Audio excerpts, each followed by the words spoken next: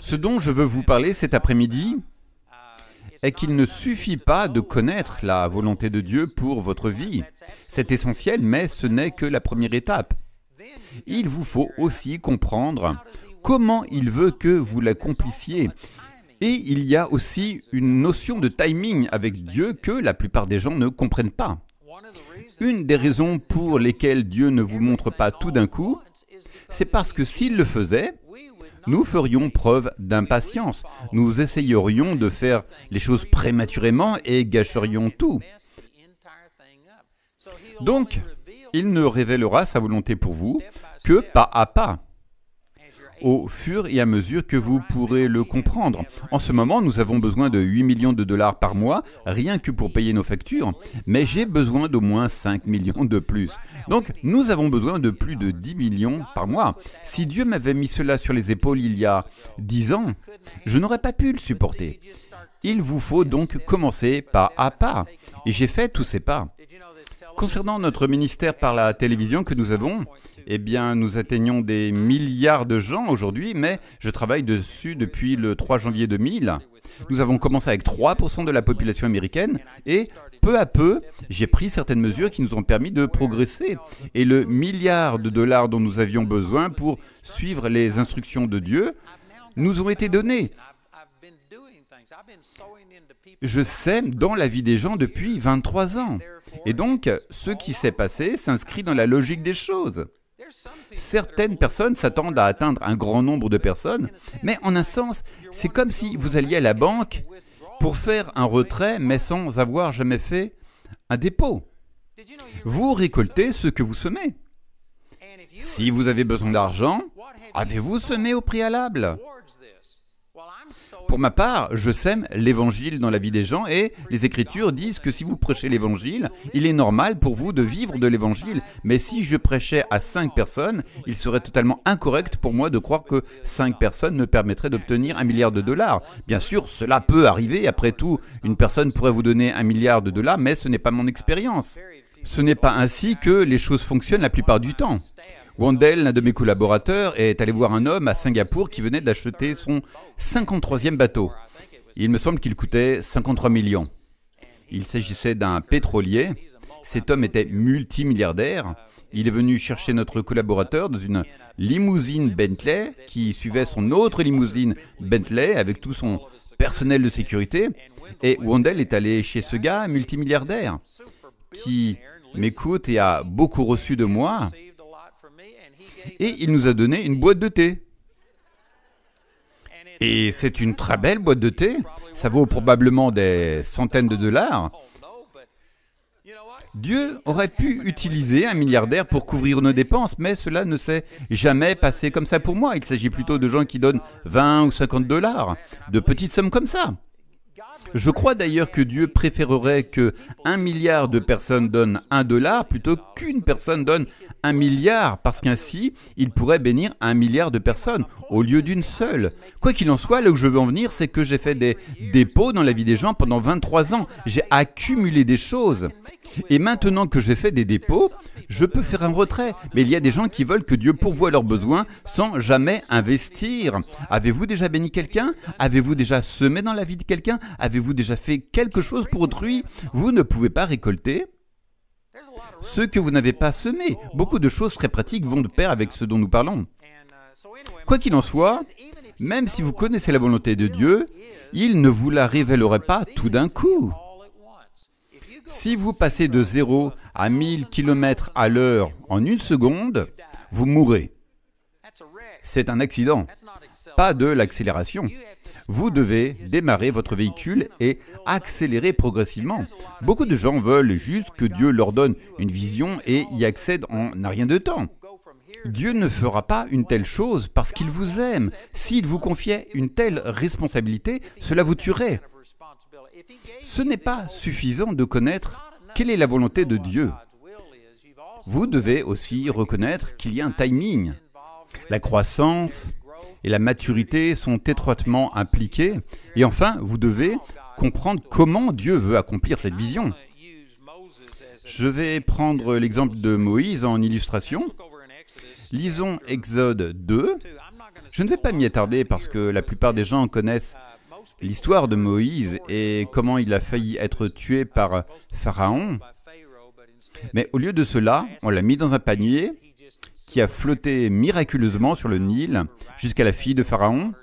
Elle l'a ramassé et l'a élevé comme son propre fils. Cette histoire est surprenante. Pharaon a donc donné l'ordre de tuer tous les enfants mâles, mais Dieu a arrangé les choses de telle sorte que Pharaon a élevé celui-même qui allait le détruire et lui faire payer cela. C'est assez impressionnant. Et donc, c'était miraculeux. Je vais me tourner vers d'autres écritures parce que si tout ce que vous faites est de lire Exode, vous allez manquer beaucoup d'informations. En Actes 7 et Hébreux 11, vous trouverez beaucoup d'informations sur Moïse. Malheureusement, les gens n'ont vu que ce film de Cecil B. 2000, Les 10 commandements, et ce réalisateur a dit qu'il s'est renseigné auprès des rabbins juifs pour faire son film, mais ces derniers n'ont bien sûr pas lu le livre des Actes et Hébreux, ils ne croient pas en cela, et ils ont tiré des conclusions totalement erronées. Et c'est triste à dire, mais la plupart des chrétiens sont probablement plus influencés par le film Les 10 commandements que par la parole de Dieu. La plupart des gens croient que Moïse, tout comme dans ce film, était juste un type altruiste qui vit un Hébreu opprimé par un Égyptien et qui l'a tué sans savoir qu'il était appelé par Dieu. Ce n'est pas ce que dit la parole de Dieu. Il savait qu'il était hébreu. Permettez-moi de vous lire cela en Actes 7. Voici ce que dit le Nouveau Testament. Voici ce que dit Étienne sous l'inspiration du Saint-Esprit. Juste avant d'être lapidé à mort, il a vu les cieux s'ouvrir et a vu Jésus debout à la droite du Père. Puis il a été rempli du Saint-Esprit et a dit ces choses sous l'inspiration du Saint-Esprit. Et alors qu'il donnait une leçon d'histoire au peuple hébreu, en Actes 7, 20, à cette époque naquit Moïse, qui était beau devant Dieu. Il fut nourri 3 mois dans la maison de son père, et quand il fut abandonné, la fille du Pharaon le recueillit et l'éleva comme son fils. Moïse fut instruit dans toute la sagesse des Égyptiens. Il était puissant en parole et en œuvre. Moïse dit à Dieu, Exode 4, « Dieu, je ne peux pas parler, je n'ai pas la parole facile. » Il est dit qu'il était puissant en parole et en acte. C'était du bluff, il mentait. Cela est comparable à beaucoup d'entre nous lorsque Dieu nous dit de faire quelque chose. « Oh mon Dieu, je ne peux pas faire ça. » Et puis il est dit que quand il eut 40 ans accomplis, c'est le seul endroit dans les Écritures où l'on dit qu'il avait 40 ans, et donc il est dit, quand il eut atteint l'âge de 40 ans, il lui vint à cœur de visiter ses frères, les enfants d'Israël. Cela montre que c'était quelque chose que Dieu lui avait mis à cœur. Cela n'est pas arrivé par hasard, il savait qu'il était hébreu. En fait, sa propre mère avait été engagée par la fille de Pharaon pour l'allaiter. À cette époque, il n'était pas inhabituel d'allaiter pendant 2 ou 3 ans. J'ai un ami qui a été allaité jusqu'à l'âge de 5 ans. Je peux vous garantir qu'elle lui a dit qui il était. Il savait qu'il était hébreu. Et donc, il lui vint à cœur d'aller visiter ses frères, les enfants d'Israël. Et voyant l'un d'eux maltraité, il le défendit et vengea celui qui était opprimé et frappa l'Égyptien, car il pensait que ses frères comprendraient que Dieu, par sa main, les délivrerait, mais ils ne le comprirent pas. Donc cela montre qu'il savait qu'il était hébreu, il savait qu'il était celui que Dieu avait oint pour apporter la délivrance aux Hébreux, donc il connaissait la volonté de Dieu pour sa vie.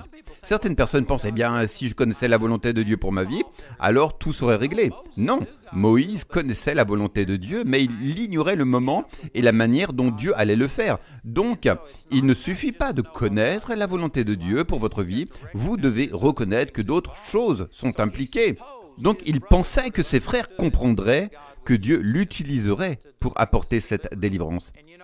Je pense que la plupart d'entre nous auraient probablement fait la même erreur que Moïse, parce que, pensez à cela, il aurait dû être tué, car c'était l'ordre de Pharaon, et pourtant il ne l'a pas été. Et non seulement il a survécu, mais il a été élevé par la fille de Pharaon dans la maison de Pharaon. J'ai lu dans des commentaires qu'il y a des comptes rendus séculaires qui disent que Moïse était l'un des plus grands généraux qu'ait connu l'Égypte. Il a conquis un certain peuple antique et a ramené un grand butin. Jamais un aussi grand butin que celui de Moïse n'avait été rapporté en Égypte. Et cela est représenté dans ce film, Les 10 commandements, si vous l'avez déjà vu. avec tous les pans et ces gens qui dansent. C'est un fait historique. Donc Moïse a non seulement survécu, mais il a été élevé dans la maison de Pharaon. Il était le deuxième ou troisième commandant. C'était un grand général, un militaire qui a vaincu des peuples. Comment toutes ces choses auraient-elles pu arriver à quelqu'un qui était censé mourir? Il aurait été facile pour lui de dire « Pas étonnant que Dieu ait sauvé ma vie. Il m'a mis dans cette position pour que, par ma puissance, par mon intelligence et ma position, je puisse apporter la délivrance aux Hébreux. » Il connaissait la volonté de Dieu pour sa vie, mais il n'avait aucune idée de comment allait le faire. Dieu n'allait pas le faire par la force militaire, mais au travers des puissantes plaies qui ont frappé chaque dieu, que les Égyptiens adoraient. Cela allait les amener à plier les genoux. Je vous garantis qu'il y a beaucoup d'Égyptiens qui se sont tournés vers le Seigneur. Je suis sûr qu'ils ont vu toutes ces choses se produire. Donc, il savait quelle était la volonté de Dieu pour sa vie, mais il pensait que Dieu utiliserait ses talents, ses capacités, ses aptitudes naturelles. Comment un Hébreu aurait-il pu devenir deuxième ou troisième commandant de toute la nation de l'Égypte? Cela était parfaitement logique. Mais c'était faux. Et de même, il y a probablement des gens ici qui pensent « Oh Dieu, pas étonnant que tu m'aies choisi. Quel choix judicieux avec toutes mes compétences et mes grandes capacités. » Savez-vous que vous devez arriver au bout de vous-même avant de trouver le commencement de Dieu? Dieu ne va pas oindre votre chair. Vous devez apprendre à marcher dans l'esprit et arriver au bout de vous-même. Moïse pensait que Dieu allait l'utiliser. Il est donc sorti et a justifié le meurtre d'une personne en pensant qu'il accomplissait la volonté de Dieu. Lorsque vous êtes centré sur vous-même et que vous comptez sur vos propres raisonnements, c'est étonnant les choses que vous pouvez justifier et inventer. Mais cela n'a jamais été le plan de Dieu. Donc, il a manqué la manière dont Dieu voulait faire les choses. Il pensait que Dieu l'avait placé dans cette position et lui avait donné cette influence et que c'était ainsi que Dieu allait le faire. Il a complètement raté la manière dont Dieu allait le faire. Laissez-moi vous montrer cela en Genèse 15. Le pasteur Dwayne a partagé quelque chose il y a quelques minutes au sujet d'Abraham, lorsqu'il est sorti de sa tente pour regarder les cieux. Mais laissez-moi vous montrer cela en Genèse 15, là où le Seigneur lui dit « Regarde les étoiles et compte-les, si tu peux les compter, telle sera ta postérité. » Ensuite, il a conclu cette alliance avec lui. Je n'ai pas le temps de développer cela, mais il a fait tuer ces animaux et séparer les morceaux. C'est ainsi qu'ils ont fait alliance. Les gens ont marché entre ces morceaux, et après avoir tué les animaux, il est resté jusqu'au soir pour chasser tous les oiseaux qui essayaient de manger les sacrifices. Et au cours du soir, il y avait une lumière fumante et un feu qui circulait entre les pièces. Il y a beaucoup de symbolisme ici, mais pour faire simple, c'est Dieu qui marche entre ces morceaux. Il a fait alliance avec Abraham, cela est cité en Genèse 3, et dans de nombreux autres endroits, cela est mentionné dans le Nouveau Testament. Et c'est là que Dieu a compté sa foi en lui comme justice. Romains 4 en fait grand cas. Et c'est à ce moment-là qu'Abraham a été rendu juste aux yeux de Dieu parce que Dieu a dit « Si tu peux compter les étoiles, ta postérité en sera ainsi. » Il a donc cru et cela lui a été compté comme justice. Verset 6. Et puis il a continué et prophétisé. En Genèse 15, verset 15, il dit « Tu iras en paix vers tes pères, tu seras enseveli après une heureuse vieillesse. Mais à la 4e génération, ils reviendront ici, car la déchéance morale des Amorites aura atteint son comble. Quand le soleil fut couché, l'obscurité devint profonde. Alors une fournaise fumante et des flammes passèrent. » Je dois revenir au verset 13. Il dit à Abraham « Sache que ta postérité sera étrangère dans un pays qui n'est pas le leur et qu'ils les asserviront et les opprimeront pendant 400 ans. » Je n'ai pas le temps de démontrer cela, et certains ne seront pas d'accord avec moi. Vous avez le droit d'avoir votre opinion, mais je ne serai pas d'accord avec vous, sinon nous aurions tort tous les deux. Mais les enfants d'Israël n'ont été en Égypte qu'au maximum 120 ans. Il s'est écoulé exactement 430 ans entre le moment où Abraham a conclu une alliance avec Dieu et le moment où les Hébreux sont sortis du pays d'Égypte. Ils ont été en terre promise pendant 400 ans, mais cela ne veut pas dire qu'ils ont été 400 ans esclaves en Égypte. Ils ont été opprimés par les différents habitants de la terre de Canaan, mais ils n'ont été esclaves que 120 ans au maximum. Quoi qu'il en soit, Moïse a manqué le timing du Seigneur. Si vous lisez en Actes 7, verset 26, il est écrit au verset 26, « Le jour suivant, il parut au milieu de certains d'entre eux qui se battaient, et il tâcha de rétablir la paix entre eux. Vous, dit-il, vous êtes frères, pourquoi vous maltraitez-vous l'un l'autre » Mais celui qui maltraitait son prochain le repoussa et dit, « Qui t'a établi chef et juge sur nous ? Veux-tu me tuer de la même manière que hier tu as tué l'Égyptien » À cette parole, Moïse s'enfuit et s'en alla séjourner dans le pays de Madian, où il engendra 2 fils. Encore une fois, pour des raisons de temps, si je pouvais me tourner vers Hébreux 11, il est dit qu'il a fui l'Égypte et qu'il ne craignait pas la colère du roi. Si vous le lisez juste ici ou si vous le lisez en Exode, vous concluriez qu'il craignait le roi. Mais il est écrit qu'il a fui sans craindre la colère du roi, parce qu'il a tenu ferme en voyant celui qui est invisible. Maintenant, je ne dis pas qu'il n'était pas conscient que Pharaon voulait le tuer, mais c'était plus une retraite stratégique. Il savait qu'il avait tout gâché, qu'il avait fait une erreur, mais il n'a pas fui uniquement par peur. Il savait qu'il était passé devant quelque chose. Contrairement à ce film, Les 10 commandements, il n'a pas fui dans le désert pour oublier Dieu et s'éloigner de cela. Il est écrit qu'il a tenu ferme en voyant celui qui est invisible. Et le mot endurer n'est pas un mot passif, c'est un mot actif. Il s'accrochait à la parole de Dieu et croyait que, d'une manière ou d'une autre, Dieu lui permettrait d'apporter la délivrance aux Hébreux. Il savait que ce que Dieu dit s'accomplit toujours. Il n'évitait pas Dieu, et vous pouvez le voir en Actes 7, verset 27.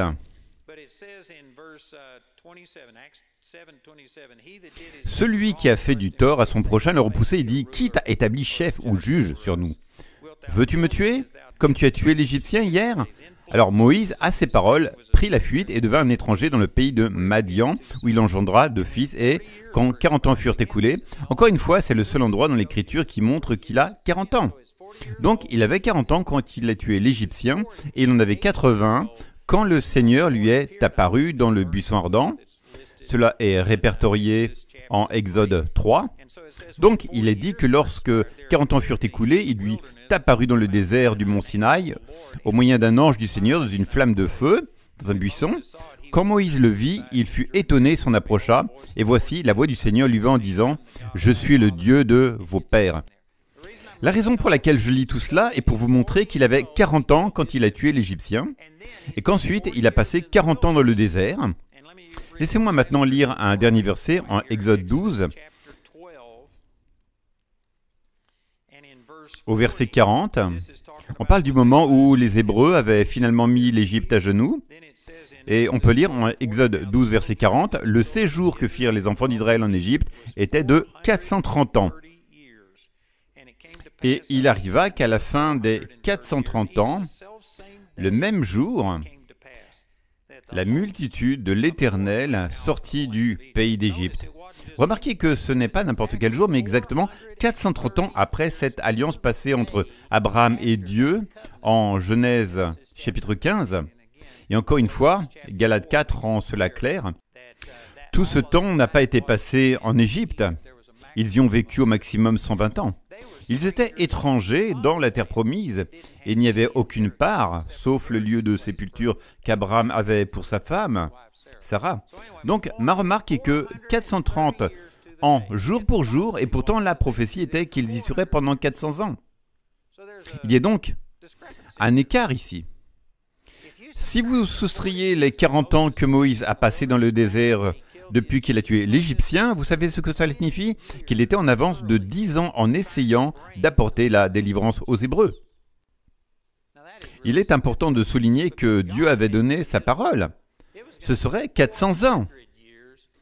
Il a essayé de le faire la 390e année, donc il a non seulement manqué la manière dont Dieu allait le faire, en pensant que Dieu allait l'utiliser à cause de sa position privilégiée et de son influence, et il s'appuyait sur lui-même au lieu de s'appuyer sur Dieu, mais il était aussi en avance de 10 ans.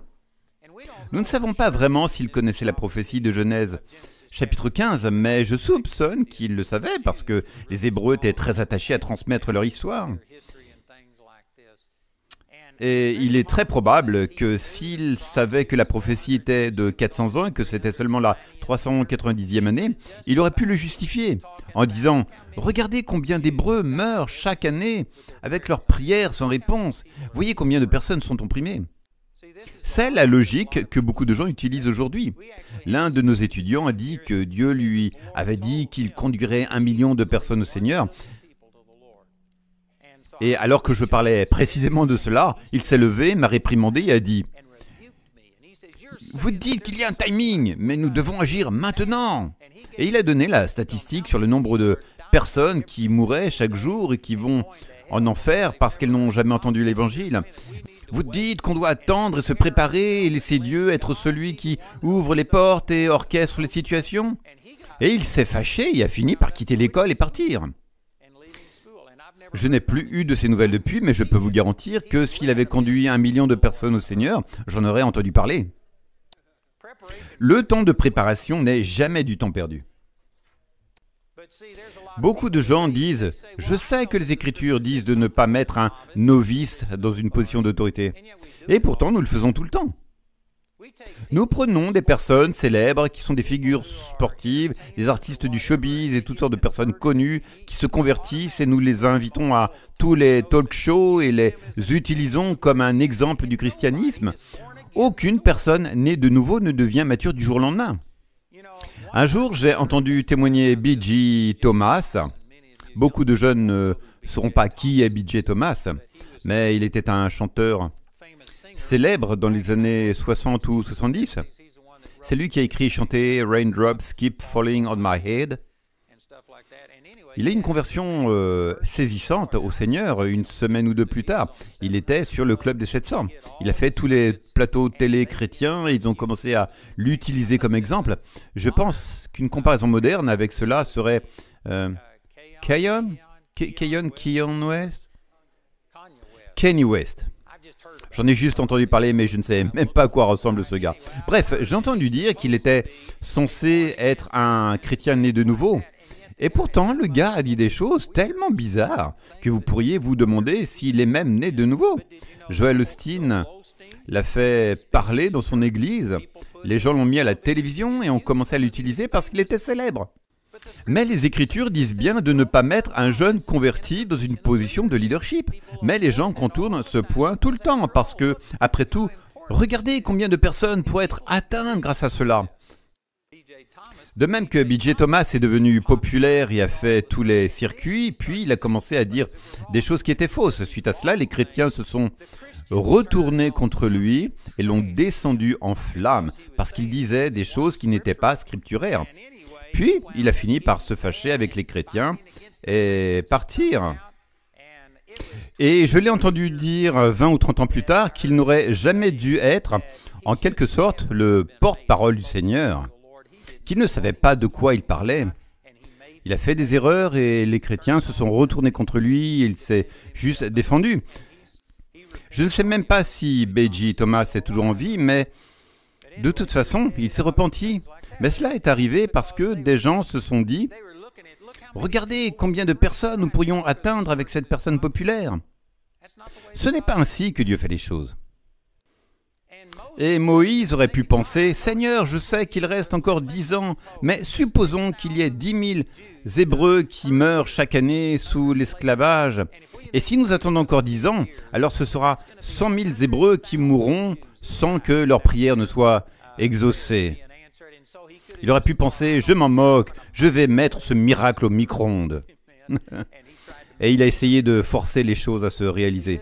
Vous voyez, c'est ce que nous avons tendance à faire car nous sommes impatients, nous voulons que les choses se réalisent tout de suite, mais il y a un timing. Je vois cela dans ma propre vie. Le Seigneur a touché ma vie le 23 mars 68. Il m'a appelé au ministère et il m'a fait comprendre que j'atteindrais des gens du monde entier. Je l'ai su quand j'avais 18 ans, mais ce n'est que 32 ans plus tard que j'ai commencé à enseigner à la télévision et ce n'est que 31, non, juste avant que je ne commence à la télévision, que le Seigneur m'a réveillé à 3h05 du matin et m'a dit « Tu commences à peine ton ministère ». Soit 32 ans plus tard. Et il a dit « Quand tu commences à la télévision, tu commences à peine ton ministère ». Cela n'était pas encourageant en un sens de penser que pendant 32 ans, j'exerçais le ministère. Et pourtant, ce n'était même pas mon ministère. Mais d'un autre côté, j'avais déjà vu de grandes choses se produire. Nous avons vu de grands miracles et des vies changées.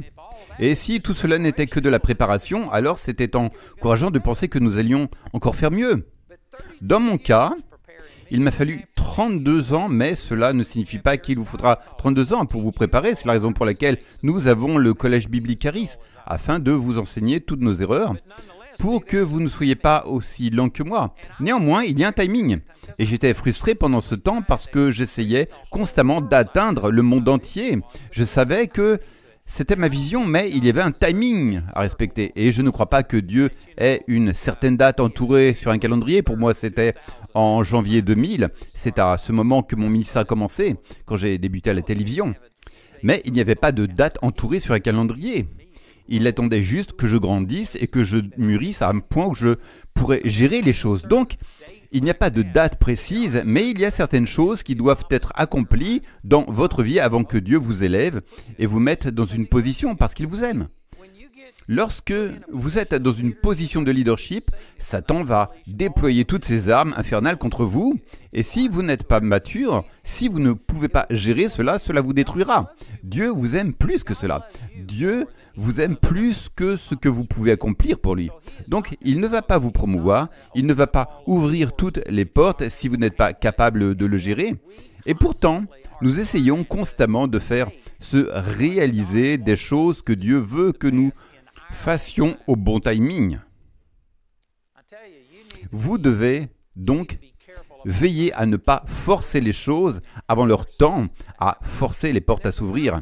Il vous faut aussi être équilibré parce que vous pouvez tomber dans l'extrême inverse et devenir passif. Passez votre temps à attendre Dieu. Non, Dieu vous attend, mais il ne vous attend pas pour défoncer la porte. Il vous ouvrira la porte, mais il vous attend pour grandir et mûrir à un point où vous êtes utilisable. Comme je l'ai dit hier soir, je priais Dieu, utilise-moi, utilise-moi. Mais il m'a dit, la raison pour laquelle je ne t'utilise pas, c'est parce que tu n'es pas utilisable. Arrête de prier Dieu, utilise-moi, mais prie Dieu, rends-moi utilisable. Donc, vous devez toujours être actif, vous devez être agressif. Cherchez le Seigneur, mais pas dans votre propre âme. Vous cherchez le Seigneur de manière agressive et en vous rendant simplement disponible. Donc, de toute façon, Moïse a manqué le timing de Dieu de 10 ans et cela lui a coûté 40 ans dans le désert. À nouveau, dans ce film, les 10 commandements, Moïse part dans le désert. Et le narrateur parle avec cette voix impressionnante et dit « Il se dirige vers le désert où il y a des prophètes et des serpents et des scorpions. » Et cela donne l'impression que c'était Dieu qui l'a envoyé dans le désert. Non, Dieu l'avait placé dans le palais. S'il avait patienté 10 ans, il aurait pu être dans le palais. Et Dieu l'aurait utilisé. Ce n'était pas Dieu qui l'a envoyé dans le désert. Moïse y est allé de sa propre volonté. Le fait qu'il ait couru devant Dieu lui a coûté 40 ans dans le désert et cela a coûté aux enfants d'Israël 30 ans d'esclavage supplémentaire. Dieu avait prophétisé 400 ans. Ils y ont passé 430 ans. Donc, si vous utilisez la même logique dont je parlais, disons que 10 000 personnes meurent chaque année en esclavage et Moïse était contrarié parce que cela aurait pu être 100 000 personnes dans les 10 prochaines années. Eh bien, combien sont morts entre-temps? Cela aurait été 300 000. Est-ce correct? Mes calculs sont bons. 300 000 Hébreux sont sortis alors qu'ils n'avaient pas besoin de mourir en esclavage. S'il avait été obéissant à Dieu, il serait sorti 30 ans plus tôt. Et qui sait, peut-être que cette génération aurait été meilleure que celle qui l'a fait sortir et qui a désobéi dans le désert. Ça a vraiment fichu les choses en l'air. Et frères et sœurs, je vous garantis que si vous comptez sur votre propre compréhension et pensez « Seigneur, je peux gérer cela, tu m'as donné une parole, je vais en faire un paragraphe, je peux gérer à partir de là », cela vous causera des ennuis. Si vous ne connaissez pas le timing et essayez de forcer les choses, cela gâchera tous les plans de Dieu. Donc, Il est vital d'avoir une parole de Dieu et de savoir ce que Dieu vous a appelé à faire. Vous devez avoir une vision, mais vous devez aussi avoir la patience de laisser Dieu travailler en vous et faire les choses qui doivent être faites. Et vous ne devez pas dépendre de vous-même. Vous devez arriver à un point où vous dépendez de Dieu et personne n'arrive immédiatement à cela. C'est une progression. Vous devez grandir en cela. Tournons-nous vers Exode 4. Pour en revenir à Hébreux 11, je n'ai pas le temps d'y aller, mais il y est dit qu'il a tenu ferme en voyant celui qui est invisible et qu'il marchait dans la foi. Moïse n'a pas fui devant Dieu pendant 40 ans dans le désert. Il cherchait Dieu. Je crois qu'il disait, « Dieu, je sais quelle est ta vocation pour ma vie, donne-moi une autre chance. Je le ferai à ta manière. » Et dans le 3e chapitre, c'est là que le Seigneur lui est apparu dans un buisson ardent. Je n'ai pas le temps d'entrer dans les détails, mais dans le désert, les buissons brûlaient tout le temps. Ce n'était pas inhabituel, mais ce buisson était en feu et il ne se consumait pas. Puis il a dit, « Je vais faire un détour pour voir ce grand spectacle. » Vous savez, s'il avait juste dit, « Bon, Zipporah m'attend à la maison pour le dîner et je dois rentrer. J'ai déjà vu un buisson brûler. » Il aurait pu passer son chemin. Dieu ne s'est pas directement manifesté à lui de manière spectaculaire, avec une voix audible. Dieu prend plaisir à la foi. Sans la foi, il est impossible de lui plaire.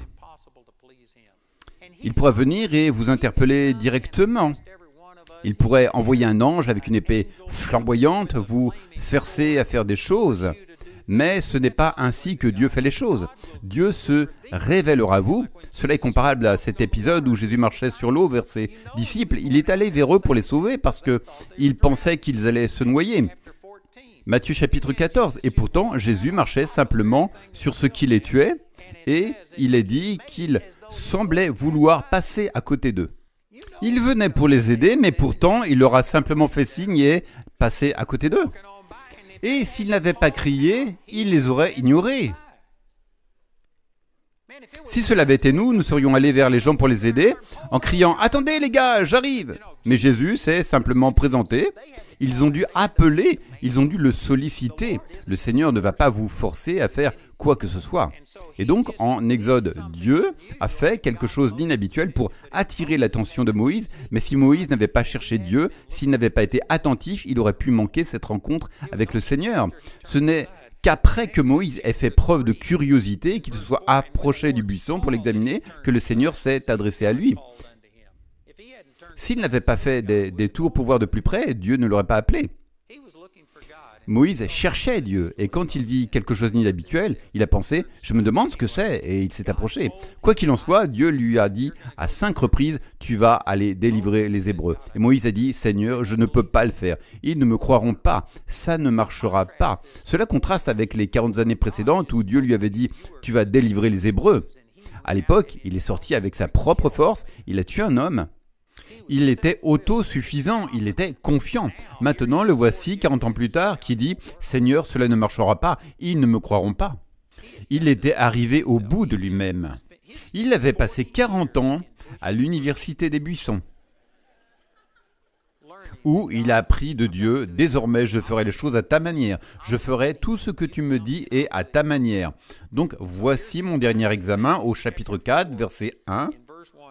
Moïse répondit et dit « Mais voilà, ils ne me croiront pas. » Dieu venait de lui dire « Ils te croiront ?» Et il dit « Non, ils ne me croiront pas et ils n'écouteront pas ma voix, car ils diront que l'Éternel ne t'est pas apparu. » Et le Seigneur lui a dit « Qu'y a-t-il dans ta main ?» Il dit « Un bâton. » Et Dieu lui dit « Jette-le par terre. » Et il le jeta par terre et il devint un serpent. Et Moïse s'enfuit devant lui.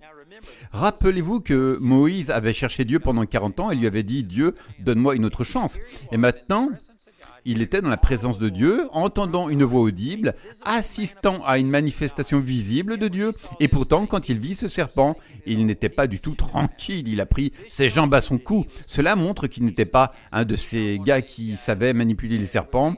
Il est sorti de la présence de Dieu. Et ensuite, il est dit, et l'Éternel dit à Moïse, « Avance ta main et saisis-la par la queue. » Quand vous saisissez un serpent par la queue, cela signifie que vous n'êtes plus au contrôle. Ce serpent pourrait se retourner et vous mordre. Moïse ne savait pas encore quel serait le verset suivant à ce moment-là de l'histoire. et ne savait pas qu'il allait se transformer en bâton. De son point de vue, saisir un serpent venimeux par la queue signifie que ce serpent pourrait se retourner et le mordre, ce qui aurait été une sentence de mort. Par ce geste, Moïse disait en quelque sorte « Seigneur, je t'obéirai même si cela me coûte la vie. Je t'obéirai même si c'est la fin de tout ce en quoi j'ai toujours cru. » Vous devez arriver à ce point où vous ne vous appuyez pas sur vos raisonnements propres avant de pouvoir être utilisables. Très peu de chrétiens seraient capables de faire quelque chose qui leur coûte. On a pu voir cela pendant la pandémie. Tellement de gens sont venus me dire « Je sais que Dieu m'a dit de ne pas prendre le vaccin. » Et je leur ai dit « Eh bien, ne le faites pas. » Mais ils m'ont dit « Mais ils vont me renvoyer. » Vous n'êtes pas arrivé à la fin de vous-même si vous n'êtes pas prêt à obéir Dieu parce que cela va vous coûter votre emploi, que cela va avoir un coût financier, que cela entraînera le rejet de quelqu'un. Pour être vraiment utilisé par Dieu, vous devez arriver à un point où la seule personne à qui vous cherchez à plaire est Dieu. John Quincy Adams, le 6e président des États-Unis, a dit « Le devoir est à nous. Les résultats sont à Dieu. » Et pourtant, tellement de gens disent « Si je fais cela, cela aura telle conséquence. » Je ne peux même pas m'identifier à cela. Si Dieu me dit de faire quelque chose, je le ferai du mieux que je le peux. Je me fiche que cela m'amène à être tué. Certains diraient « Ah, c'est facile à dire pour toi. » Eh bien, je l'ai déjà fait. J'ai quitté l'école et j'ai perdu mon sursis d'étudiant. Alors le gouvernement m'a envoyé au Vietnam et j'ai failli être tué 3 fois en un jour. J'ai risqué ma vie et je le ferai encore s'il le faut. À la mesure de mes capacités, je le ferai même si cela irrite les gens. Et à moins d'en arriver à ce point où vous obéissez, quoi qu'il vous en coûte, vous n'êtes pas prêt à être utilisé par Dieu. Moïse, c'était son dernier examen. Dieu dit, qu'as-tu dans la main? Un bâton. C'était juste un bâton. Il n'y avait rien de spécial à ce sujet. Vous pouvez avoir l'impression de ne rien avoir de spécial, d'être une personne ordinaire. Mais vous savez quoi? Si vous abandonnez votre vie devant Dieu et si vous la saisissez par la queue, ce qui peut ressembler à du « mec, je vais tout perdre », certains pensent que s'ils s'engagent envers Dieu, il va les envoyer dans des endroits reculés du monde et qu'ils vont habiter des huttes, qu'ils vont devoir combattre les moustiques et toutes sortes de tribus dangereuses. Et vous pensez que la volonté de Dieu est toujours mauvaise. Ce n'est pas vrai. Mais de toute façon, vous devez saisir votre vie par la queue. J'ai déjà fait cela, je ne vais pas m'étendre là-dessus, mais je suis passé par là. Dieu m'a montré cela il y a plus de 50 ans, ce que je vous partage maintenant, et j'ai dû saisir ma vie et dire « Seigneur, je ferai tout ce que tu veux ». Et je le pense toujours. Si le Seigneur me disait de remettre ce ministère à quelqu'un d'autre et de faire autre chose, je le ferais. Je vivrai dans une hutte en paille, dans une contrée sauvage, si c'est ce que Dieu veut que je fasse, et je passerai le relais à quelqu'un d'autre. Je n'aurai peut-être pas de Jamie avec moi, mais je le ferai. Et je suis sincère à ce sujet, ce n'est pas mon ministère. J'essaie simplement d'obéir à ce que Dieu m'a demandé de faire. Mais je ferai n'importe quoi qu'il me demande. C'est ce qu'il demandait à Moïse de faire. Saisis-le par la queue, et quand il l'a saisi par la queue, il est redevenu un bâton. Si vous aviez pris un échantillon de ce bâton et l'aviez envoyé dans un laboratoire pour analyse, ils auraient dit, eh bien, c'est juste du noyer ou du chêne. De quelque essence qu'il fût, ils n'auraient rien vu de surnaturel. Mais si vous descendez au verset 20 de ce 4e chapitre, après toute cette rencontre, il est dit au verset 20, « Et Moïse prit sa femme et ses fils, les mit sur un âne et retourna au pays d'Égypte. Et Moïse prit la verge de Dieu dans sa main. » Au verset 2, c'était juste une verge. Mais maintenant, cela était devenu la verge de Dieu.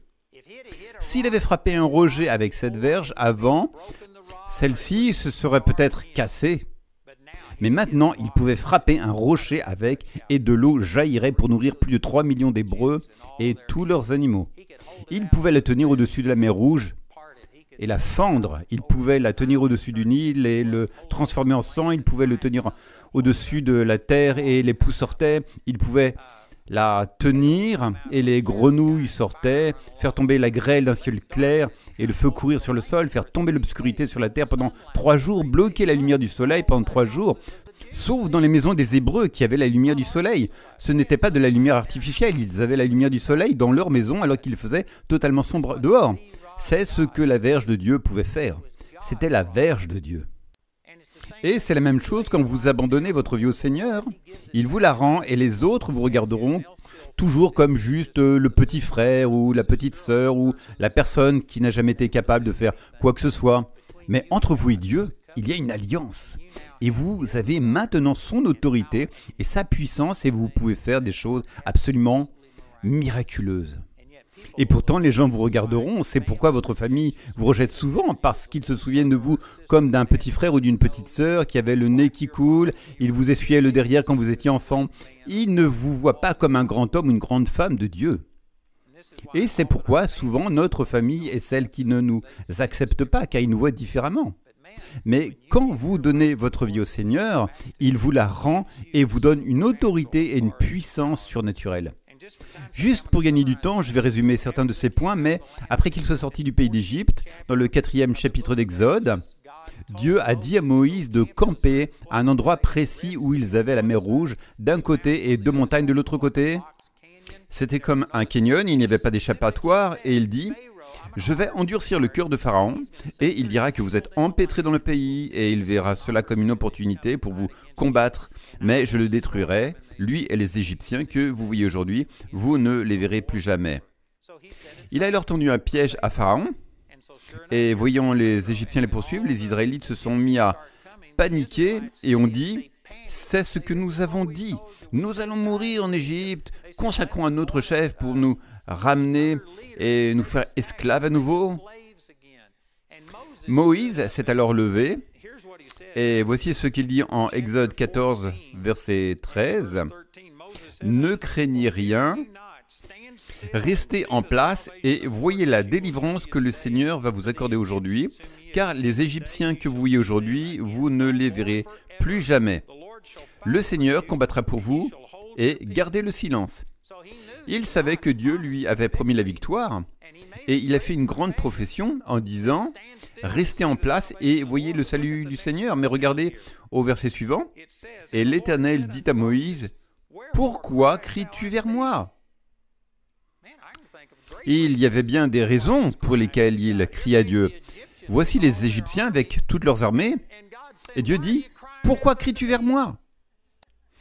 Dieu dit « Utilise la verge, prends la verge. » Savez-vous ce que cela signifie? C'est Dieu qui dit « J'ai investi mon autorité en toi, je t'ai donné une puissance. » Et je suis convaincu que si Moïse avait crié « Oh Dieu, fais quelque chose! Dieu, fais quelque chose !» ils auraient été vaincus. Il devait prendre la verge, l'autorité que Dieu lui avait donnée et dire au peuple, au lieu de se tenir immobile, il a dit « Avancez, allez vers la mer !» Et puis, il a dû tenir la verge de Dieu au-dessus de la mer. Et lorsqu'il l'a fait, la mer s'est ouverte et ils ont pu la traverser. Et bien sûr, les Égyptiens se sont noyés. Ce sont des choses que nous traversons. Moïse, à un moment donné, était si confiant en lui-même qu'il tua un homme en pensant « Je peux accomplir cela, je peux délivrer les Hébreux par ma propre force et ma propre puissance. » Et il a tout gâché. Alors il a passé 40 ans à apprendre « Dieu, je ne peux pas le faire. » Et finalement, le Seigneur a dû lui donner ses signes. Il lui a aussi demandé de mettre sa main à l'intérieur de son vêtement, suite à quoi elle est sortie lépreuse et puis il l'a remise, elle est redevenue saine. Dieu a dû convaincre Moïse parce que Moïse avait perdu toute confiance en lui-même. Et il devait lui donner confiance en disant « Tu as maintenant la verge de Dieu. » Mais ensuite, il a gagné en confiance et a fait toutes ces choses. Mais ensuite, quand il a vu les Égyptiens revenir, le voilà une fois de plus en train de dire « Oh Dieu, fais quelque chose !» Et Dieu lui a dit « Non, c'est à toi de faire quelque chose. Je t'ai donné mon autorité et ma puissance. » Donc cela semble être deux opposés. Est-ce à nous de saisir notre autorité? Est-ce à nous de faire en sorte que les choses arrivent? Ou devons-nous laisser Dieu le faire? Ce sont les deux, ce n'est pas l'un ou l'autre. Si vous essayez de faire se produire les choses de Dieu par votre propre force et puissance, vous échouerez à chaque fois. Vous gâcherez tout et passerez 40 ans dans le désert à vous remettre de votre propre volonté. Mais si vous dites « Oh Dieu, tu fais quelque chose », vous serez tués par les Égyptiens. Il y a un équilibre. Et vous devez arriver à un endroit où vous n'avez aucune confiance dans la chair. C'est ce que Paul dit en Philippiens 3, verset 4. « que nous ne plaçons pas confiance en notre chair. Beaucoup de gens qui reçoivent un enseignement sur la justice, sur qui nous sommes en Christ et toutes ces choses, et avec lesquelles je suis entièrement d'accord, ne comprennent pas que c'est dans notre esprit que nous avons été rendus justes. C'est dans notre esprit que nous sommes une personne née de nouveau. Ils pensent que leur chair est bonne. Votre chair n'est pas bonne. Peu importe que vous ayez la meilleure qualité de viande selon les critères du département de l'agriculture américaine, votre chair reste de la chair. Et si vous êtes dans la chair, vous ne pouvez pas plaire à Dieu. C'est ce que dit Romains 8. Vous ne pouvez pas plaire à Dieu. Dieu ne prend pas plaisir en votre chair. Il ne vous a pas oint parce que vous êtes une personne spéciale. Il vous oint en raison de qui vous êtes dans l'esprit et à cause de qui il est à l'intérieur de vous. Comme Paul l'a dit, ce n'est plus moi qui vis, c'est Christ qui vit en moi. Et la vie que je vis maintenant, je la vis par la foi en le Fils de Dieu. Donc, tant de gens découvrent qu'ils sont justes, qu'ils ne sont plus sous la condamnation et la culpabilité, mais commencent à dire « je suis spécial ». Eh bien, vous êtes spécial dans votre esprit, et dans votre esprit né de nouveau, mais je vous garantis que votre chair n'est pas spéciale. Et si vous pensez que c'est le cas, vous êtes alors une personne formidable pour Satan qui viendra vous détruire. Parce que vous placez votre confiance en vous-même et vous êtes autosuffisant. Et quand vous faites une erreur, et vous ferez des erreurs, alors vous vous effondrerez en disant « je pensais être meilleur que ça ». Votre chair ne s'améliore pas. La seule chose qui s'améliore dans votre vie chrétienne, c'est que vous sortez de plus en plus de la chair pour entrer dans l'esprit. Mais quand vous entrez dans la chair, votre chair n'est pas meilleure qu'avant. C'est comme voler dans un avion. Vous pouvez dire, regardez ce que je suis capable de faire, je vole à 12 000 mètres à près de 1000 km à l'heure, je suis génial. Vous n'êtes pas génial, c'est cet avion qui est génial. Sortez de cet avion et voyez combien de temps vous volerez. C'est la même chose, tu ne t'améliores pas. Tu ne t'améliores pas. Tu t'améliores à répondre au Seigneur, à sortir du chemin et à laisser Dieu prendre le contrôle, mais ta chair est toujours chair. Et si tu en arrives à avoir confiance en toi-même et penser que tu es quelqu'un de génial, c'est précisément ce qui empêchera Dieu de t'utiliser. Vous devez avoir confiance dans le Seigneur et en qui vous êtes en Christ. Je peux tout faire par Christ qui me fortifie, mais je ne peux pas tout faire. Je ne suis rien sans Christ. C'est ce que Jésus a dit en Jean 15, verset 5. Mais je ne suis jamais sans Christ. Mais si d'une manière ou d'une autre, vous pouviez séparer ma chair de mon esprit, ma chair n'a rien de spécial. Et c'est facile pour les gens de le voir en moi. Je ne suis pas le couteau le plus tranchant du tiroir. Quand je dis de telles choses, les gens disent « Vous ne devriez pas dire des choses comme ça sur vous-même. C'est parce que vous vous aimez trop. » Je suis mort à moi-même. Je ne suis pas impressionné par ma chair. Dwayne parlait de son apparence. Tu es un gars sympa. Mais il parlait de son apparence. Louis est su. Personne ne m'a jamais accusé d'être attrayant. Mais ça ne me dérange pas parce que je ne vis pas dans la chair. Et donc, à cause de cela, quand les gens critiquent ma chair, ça ne me dérange pas. Vous savez pourquoi certains d'entre vous êtes si sensibles? C'est parce que vous aimez trop votre chair. La Bible dit « Sois prompt à te réconcilier avec ton adversaire pendant que tu es en chemin. » Donc, quand quelqu'un me dit « Tu es un zéro, tu n'es personne », je suis d'accord avec lui.